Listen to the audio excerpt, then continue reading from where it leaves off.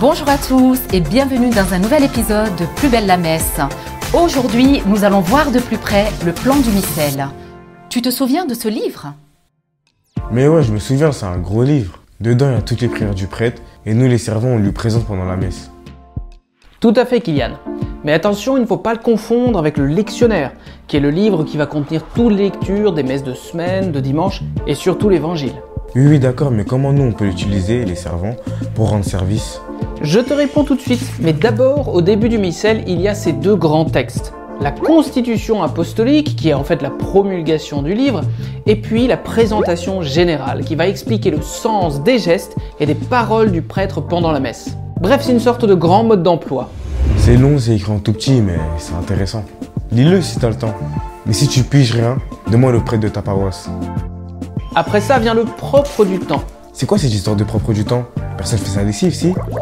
Rien à voir, évidemment. Quand on dit propre, on veut dire particulier pour chaque temps liturgique. Et tu sais qu'il y en a plusieurs dans l'année. Jette un œil un jour au missel de ta paroisse et tu verras comment ça fonctionne.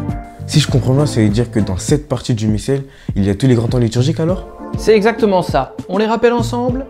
Alors d'abord, il y a le temps de l'Avent, c'est une préparation à Noël. Et puis vient donc le temps de Noël avec l'Épiphanie et le baptême du Seigneur, deux très grandes fêtes. Ensuite, il y a une première partie du temps ordinaire. Et puis vient le carême qui nous prépare à Pâques pendant 40 jours. Le temps de Pâques ensuite se termine avec la grande fête de la Pentecôte. Et ensuite, on retrouve le temps ordinaire jusqu'à la fête du Christ, roi de l'univers. Roi de l'univers? Genre un super-héros avec plein de pouvoirs? Pas tout à fait. La fête du Christ roi, d'abord, c'est celle qui termine l'année liturgique. Quand on dit roi de l'univers, il faut le comprendre avec le sens chrétien.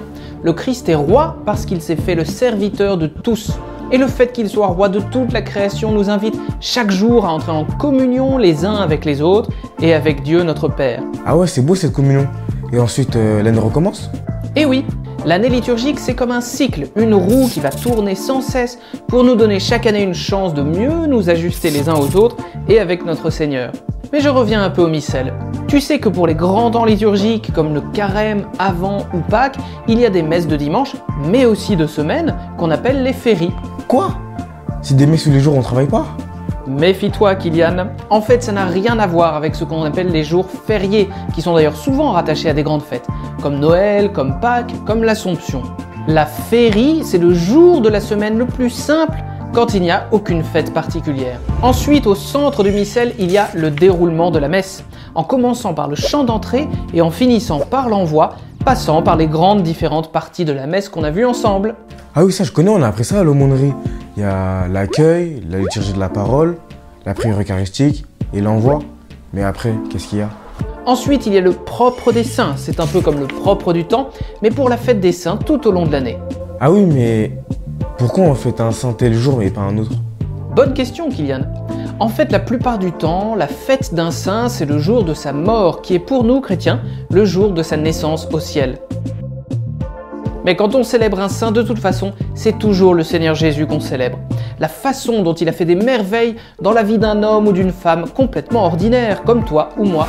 Mais au fait, toi tu connais ton saint patron? Si tu connais pas, tu vas sur nominis.cef.fr et tu tapes ton prénom, tu sauras tout sur lui. Enfin vient la dernière partie du missel. C'est celle que l'on appelle le commun. On l'utilise pour des fêtes pour lesquelles il n'y a pas de texte particulièrement propre. Après, il y a les messes votives que l'on utilise pour se mettre sous un patronage particulier, par exemple celui de l'Esprit Saint. Et puis, il y a les intentions particulières. On va ainsi pouvoir dire des messes pour la vie de l'Église, pour des vocations religieuses, mais aussi tout simplement pour qu'il pleuve ou qu'il fasse beau. Jette-y un œil à l'occasion. Oula, ça a l'air compliqué ce truc. Bon, ok, on verra la prochaine fois. Ce que j'aimerais bien que tu retiennes, c'est que le missel est composé un peu comme l'année liturgique elle-même, avec ses deux grands piliers, Pâques et Noël.